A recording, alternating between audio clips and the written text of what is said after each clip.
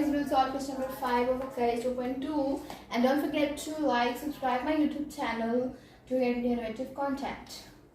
So now what you will do, you write here.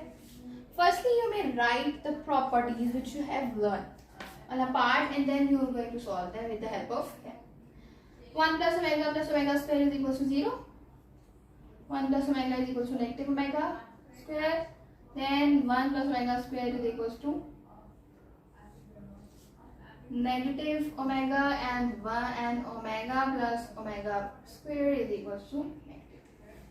Now what you will do, that you will put the values accordingly. 1 plus omega is negative omega square.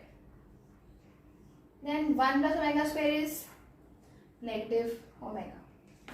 Then what you will do, you are going to multiply them 1 plus and fact, or you can make them factorize 1 plus. What you will do, you are going to break them or factorize them in a way that they can be solved by using the above mentioned properties. You are going to use the above mentioned properties, and then you are going to solve them. In this way you will be, and don't forget to write the properties. You may learn them, and if you know them, if you learn them, so then it will be more easier for you people to solve the questions easily and right. And do practice the maths work, because if you practice them, you are more good and you get more good marks if you have practiced the work. In practice, learn the answers and the patterns, and you would be easier to solve the questions. Now let's solve the rest part. 1 plus omega 4, you will write here omega cube and omega. Then 1 plus omega 8. So how can you break it out in this way that you are going to solve them? You can write here omega cube and omega 5. Like this you can write. That can be 8 also. Then omega minus plus 2 plus 1, 3. Then you don't write simple for simple. So 1 plus omega cube is equals to 1 into omega.